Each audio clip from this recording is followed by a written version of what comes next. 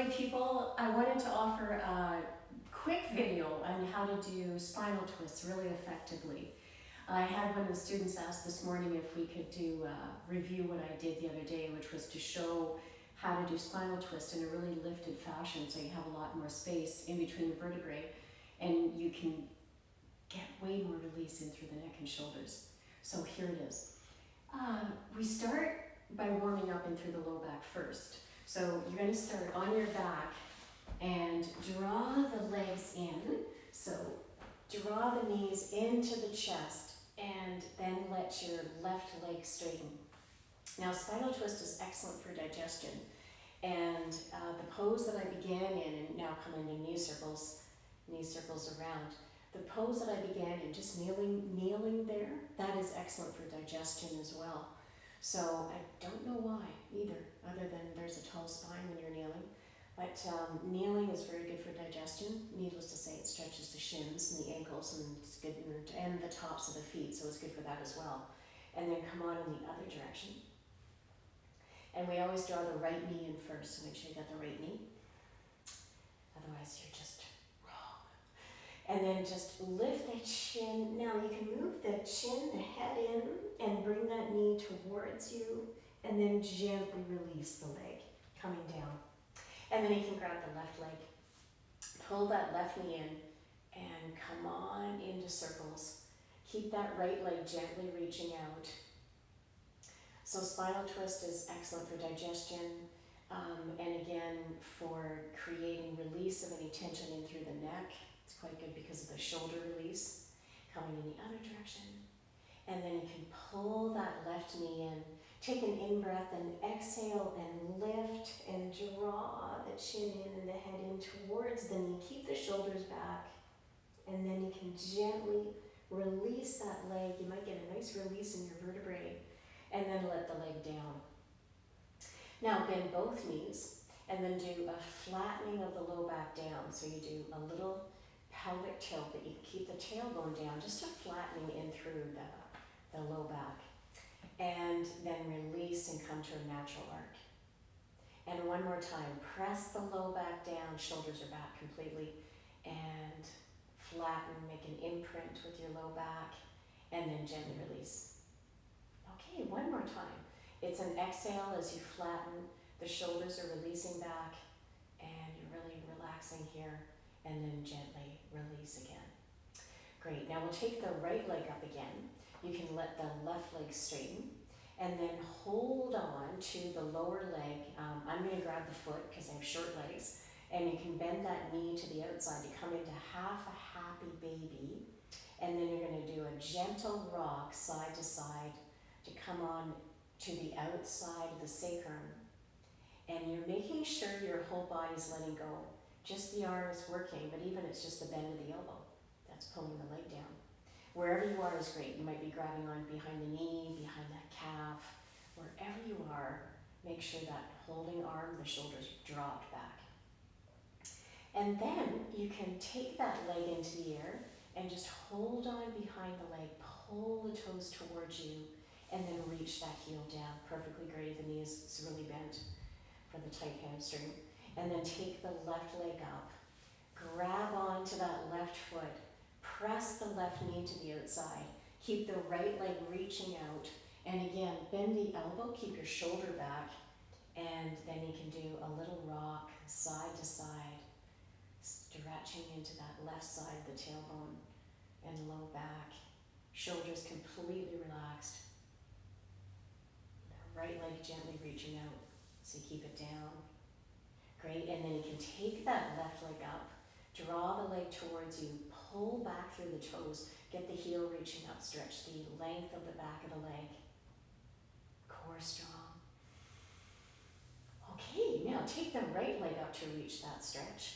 And then let's take the hands behind the head, just curl up to stretch into the low back. Now you're there, grab somewhere and draw the legs in towards you as you keep the chin tucked. Can you hug the elbows in to coax the legs down? You might bend the knees a bunch to release them through the backs of the knees. Just see how you can stretch into the low back mainly and pull the legs in. And Then you can release the upper body and gently let the legs come down. Okay, that was great. Now, come on up to seated. You can roll, rock and roll, or you can roll to one side. Coming up, take a few rolls to get momentum if you need to. And then we'll come into the spinal twist. Hope you can see me in all this sunlight. You're going to take, darn sunlight. You can take the left leg forward. And the first thing we'll do is draw the right heel up tight. And you're coming on the outside edge of the foot. So that ankle is up high. And then make sure that this left foot, the heel is directly in front of the bum. So just to show you, I realize my leg will be off camera. So I'm the opposite of you. You're reaching that left heel out, and the leg is not in and it's not out. So you're pulling straight out from the thigh at the top. And then you extend forward, showing you from the side. I need a lazy Susan here. And you're going to pull the bum bones back, and then you extend forward over the leg. Pull back from the toes to actively lengthen the back of the knee and come forward. Let the chin drop so you reach out through the crown of the head and extend forward with your breathing. And then you can come on all the way back up. Now to do your spinal twist, take the right hand behind, coax it down the back so you're nice and close to the spine. Press into fingertips or the palm, and then get this left hand on the outside of the knee to turn and rotate. So just to demonstrate, from the other side, you're going to take that left hand on the outside, and then you press into the palm. You've got this ankle across, and you rise and you stay to the front of the bum bones so you can really lift off the low back. You can turn the head just naturally, so you don't need to do this. You don't need to turn back. You're just going to go to the point that you can turn and look back without any sensation in your neck. And you stay really lifted up off the bum bones. Now, you're always welcome to do a little half a giggle here, because that always helps to pull the core in, so you can fake it too. You can just go, whatever. So however you can get a little giggle just to draw the core in and to use the strength of the core. A little bit of laughter, yoga never hurt. And you want to really prop up and lift. And then you can come back to your center. And then one more time, extend out over the legs after you've gotten all that height in your low back. And extend out over the leg. Draw the toes back as you reach forward. And then you can lift back up. Come on all the way up. Okay, fantastic. Now you recross. Take the right leg out. Get to the front of the bum bone on that right hip. Take your left leg up. So you're taking the left heel on the outside edge of the foot and pulling that heel high, not just kind of sort of, pulling up as much as you can. You pull back through the toes, reach forward, maybe fingertips, and extend forward from the body. Pull in through the core as you reach forward. Stay with your breathing. And then you can come back up. Now we take that left hand behind, right hand across, lift, prop up, turn, keep towards the front. Give you again from this angle, and you're up, you're lifting, that heel is reaching out. You're going to turn through the torso. You're just naturally looking back, pushing up from the hand, the foot out there, the toes are pulling back as you rotate and as you stay to the front of the bum bones and you lift from the base of the spine. This will really help to open up in through the low back. Then you uncross that left leg, straighten the left leg out. Now once again, I'm going to turn in this direction. You're going to take your right foot in, and the right heel is directly in front of the right bum bone. So just to show you, this heel, I realize my leg's off camera, I just want to show you this heel. The heel comes right in front of the butt bone. So it's right there. And then you use this hand to brace you, and you take this hand forward, turning from the side.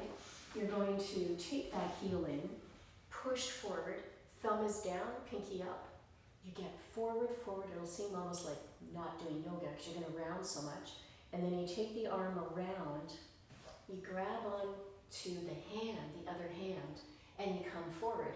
Now for my body, it's a piece of cake because I've got narrow hips. So if you want, you might need to press the hand and the other hand and press down to show you from the front.